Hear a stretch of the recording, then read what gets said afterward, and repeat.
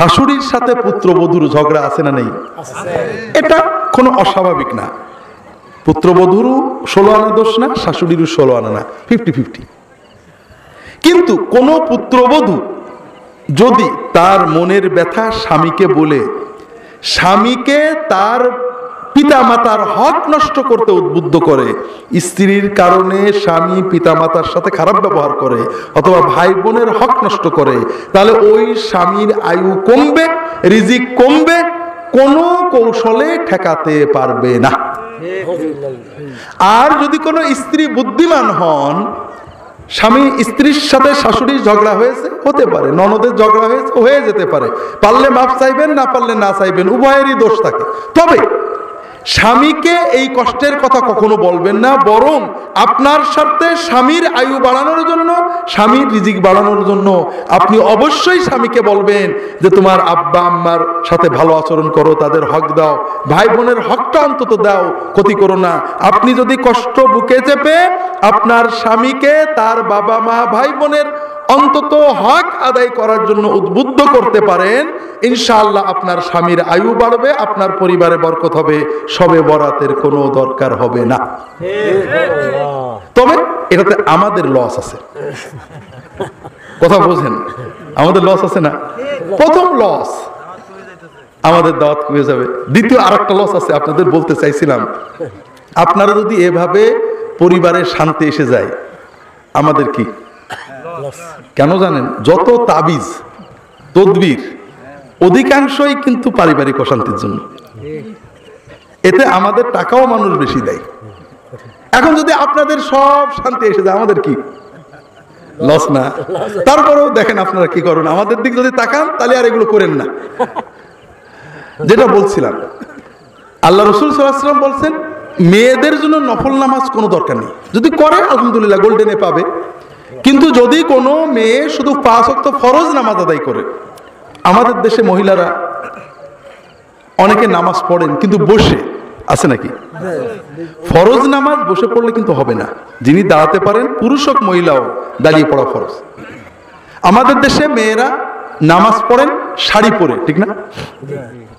শাড়ি কিন্তু মুসলমানদের পোশাক না, এটা হিন্দুদের পোশাক।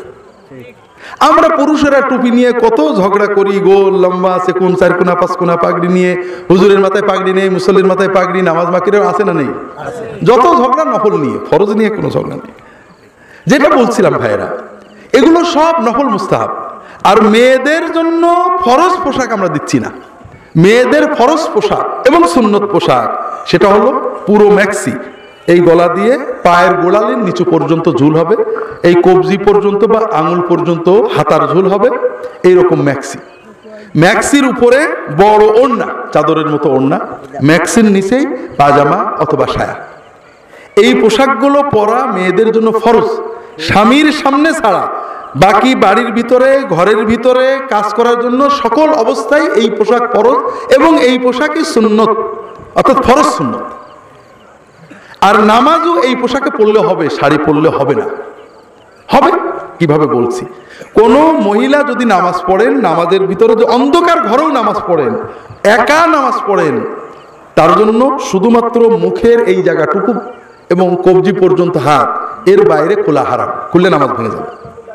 যদি কোনো মহিলা একা ঘরে অন্ধকারে নামাজ পড়েন, কাপড় আছে, কাপড় নেই ন্যাংটোয় নামাজ হবে, আপনার কাপড় নেই ন্যাংটোয় নামাজ পড়বেন, কিন্তু কাপড় আছে, প্যান্ট একটা পরেছেন লুজ করে, রুকু দিতে গেলে নাবির খানিক নিচে নেমে যায়, নামাজ হবে নাকি? অবহেলা, হারাম, নামাজ হবে না। ঠিক তেমনি কোনো মহিলা যদি অন্ধকার ঘরে একাও নামাজ আদায় করেন, কপালের কিছু চুল বেরিয়ে যায়, কান একটা বা দুটো বেরিয়ে যায়, জুলফির চুল বেরিয়ে যায়, পিছনের চুল বেরিয়ে যায়, থুতমির নিচে গলার কাছে এখানে বেরিয়ে যায়, হাতের কাছে কিছু অংশ বেরিয়ে যায়, পেটের কাছে কিছু বেরিয়ে যায়, নামাজ হবে না। নামাজ সারা জীবন পড়লেও বেনামাজি হয়ে থাকতে হবে। এই মসলাতে আপনাদের কারোরই খারাপ লাগছে না তো? আপনাদের বউদের বিরুদ্ধে বলেছি, আপনাদের কথা বলিনি। হ্যাঁ, বউরা দোজখে গেলে আমাদের কি সমস্যা, ঠিক না? আছে, বউয়েরা দোজখে গেলে আমরা কোথায় যাব?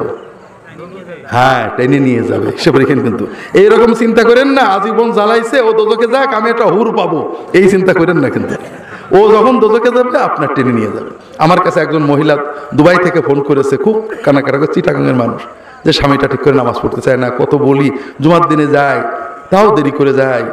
তাহলে দেখেন আপনি আর বেশি বলেন না, আপনার স্বামীকে বললে সওয়াব পাবেন, কিন্তু আপনার স্বামী যতই গুনাহ করুক আপনার কোনো গুনাহ হবে না, কিন্তু বউ গুনাহ করলে স্বামীর কি হবে?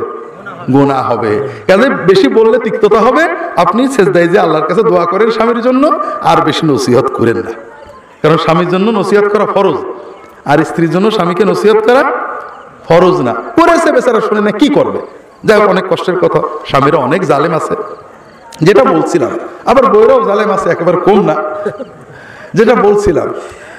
তাহলে আপনার স্ত্রীকে আপনি বাড়ি গিয়ে বুঝাবেন, নামাজে আমাদের দেহ ঢাকা রাখতে হবে। যদি কেউ শাড়ি পরে নামাজ পড়েন তাহলে পরে তার হাতা, ব্লাউজের হাতা কোনটুকু হবে?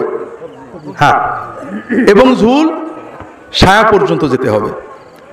আর উপরে শুধু মাথায় শাড়ির আঁচল দিলে হবে না, মাথার উপরে আলাদা একটা বড় ওড়না অথবা হিজাব দিয়ে আঁকতে হবে, যেন এগুলো খুলে বেরিয়ে না যায়। কথা কি বুঝতে পেরেছেন? মেয়েদের জন্য প্রথম জান্নাতে যাওয়ার প্রথম কাজ কি? কি? 5 ওয়াক্ত ফরজ। আমাদের জন্য একই কথা। আমরাও পুরুষ নারী মুসলমানের সবচেয়ে বড় কাজ কি? হ্যাঁ, আমরা অনেক নামাজকে কঠিন মনে করি, যেমন সকালবেলায় আধা ঘন্টা হাঁটাকে কঠিন মনে করি, কিন্তু সপ্তাহে সপ্তাহে রক্ত দেয়া কঠিন মনে হয় না। এর তো কোনো ঔষধ নেই। কথা বুঝতে পারছেন না? নামাজ আমার প্রিয় কাজ।